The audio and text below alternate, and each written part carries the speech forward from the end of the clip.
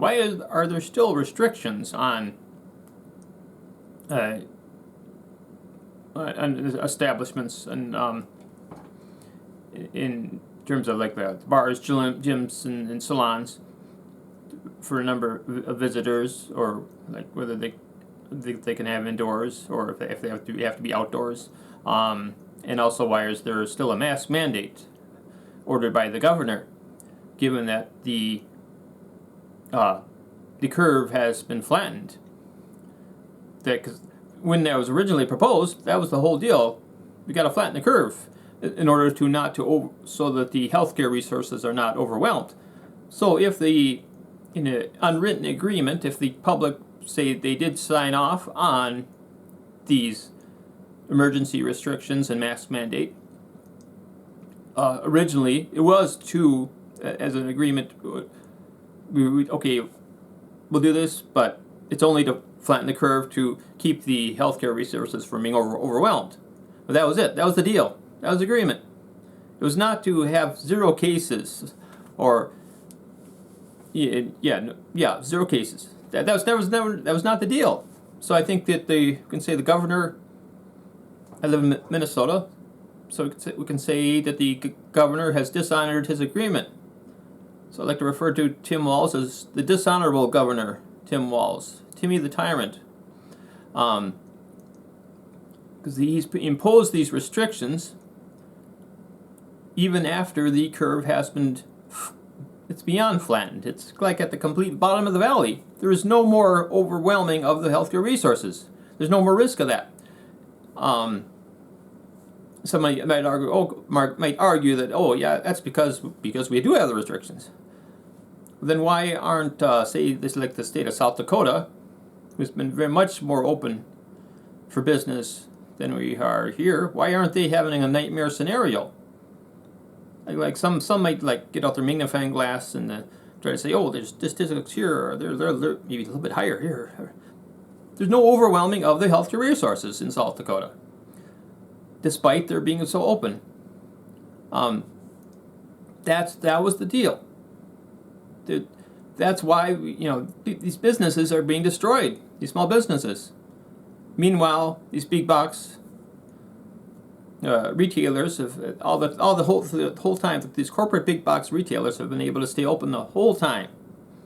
It's been a boon for corporations in much of these lockdowns, while these small independent brick and mortar retailers have struggled, especially those restaurants, bars, salons, gyms. They have really had a hard time with this, and with very little help from the government. So the government imposes all of these all this harm on them, on their business, but provide very little support in return. So they say, we can ask you to do this. Actually, we're going to force you to do this, but in return, we're going to do just about nothing. Very little to help them out. And for what? We went back when they had the Sturgis bike rally. A lot of people from out of state, including Minnesota, went to that, and over to South Dakota in Sturgis. You would think that by now, that was a while ago. You'd think that if things were so bad, because there was no social distancing there, everything's open, everybody's all close together, no masks. In droves, they headed over there and gathered all together. And so what was the consequences? And then they came back, after the rally was over, they came back to their homes. And so where shouldn't they be dropping like flies by now? No, I mean there's one case. One case was found with a guy in his 60s with pre-existing conditions. Died supposedly from COVID-19. Who knows? May have been those pre-existing conditions. One, in the news they made a big deal about that. That one case. Well, one case with a guy in his 60s with serious pre-existing conditions. That's all they could find.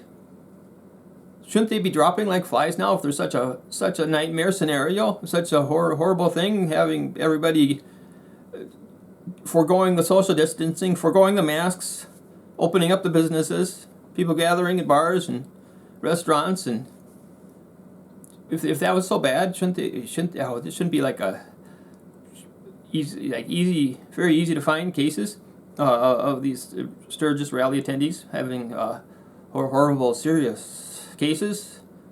No, I haven't heard much. I haven't heard one case. That's all I've heard. But yet there's all this hysteria that's going on, that the government and the mass media are still pushing forward this hypochondriac hysteria. Oh, we gotta keep social distancing. Gotta keep those masks on.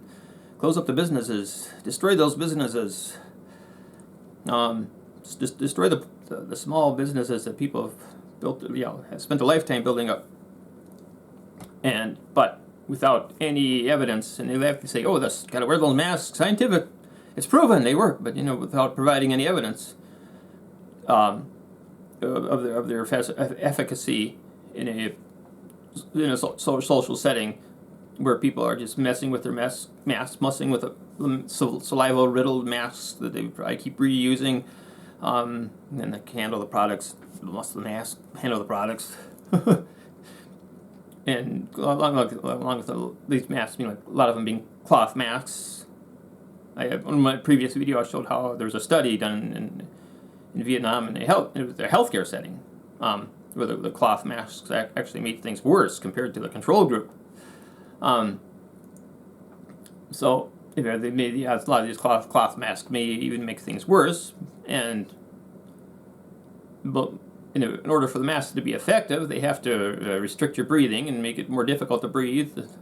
And in so doing, probably lower your oxygen levels and increase your carbon dioxide levels. I call it masks, CO2 rebreathers. There's no exigent reason anymore to continue on with these mask mandates and restrictions on businesses, because we've seen other cases like South Dakota and Sweden. There's no nightmare scenario. The deal was to just flatten the curve in order to stop and keep the healthcare hospitals from being overwhelmed, and that was it. We can make arguments about whether or not that would have helped. I think a lot of looking at the whether or not controls worked or not, I think it's up in the air whether or not they even help at all. I mean, look at like Italy. They had extremely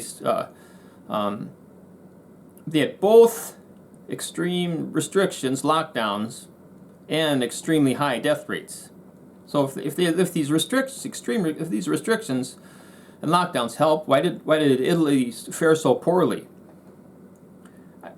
I tend to conclude that trying to control a pandemic is like herding cats. It's not a safe assumption that it can be controlled. But still, all these talking heads and government officials, they work under the assumption that it's something that is controllable. I don't think that's a safe assumption. The viruses, they tend to do whatever they're going to do, regardless of what human intervention. At least on a mass scale, in terms of epidemic scales, there's so little known about the vectors of viruses throughout as it spreads through humanity. There's so many variables, and so there's been so few, relatively speaking, epidemics throughout the history of humanity. We can, I like to compare it to weather forecasting. So even though that there's been storms in the weather, so many, millions storms, weather systems, that since the modern meteorology has been created, and even regardless of that, there's still about the best they can do is to forecast within the future, in the 3-day period, and even then they sometimes will blow it. Despite all that past history that they can use that to base their forecasts into the near future, they still have a hard time. They have these computer system software, extremely complex computer systems based on the modeling, based on past weather patterns of all these different millions of days of past weather patterns. But yet they still can mess up a forecast. But here you look at epidemiology, epidemics. There's been just a few. There's like a handful that modern epidemiologists can look at to base their decisions on into the future. So it's hardly anything. It's largely a mystery, epidemiology. But you still have these experts, these epidemiologists, talking like, oh yeah, we know what we're talking about. I have these prestigious degrees, and I work at a prestigious university or government agency, and so I got lots of respect. As though there's some kind of valid logical form where I have this respect. I'm respected, therefore, what I say is true. As though as though that were a valid form of logic. Of course, it is not. But yeah, that. So, I mean, I don't. So I would go back to my original point. Original purpose of this video. I think that the agreement has been broken. By Governor Walz and other governors, who have continued on with the emergency orders despite having flattened the curve. It's a breach of agreement. They reneged on their agreement. They dishonored the unwritten contract with the people, and I think they should be called out for that. And I'm calling out Walz as having dishonored his agreement. The dishonorable Tim Walz. That's all I wanted to say for now. Thanks for watching.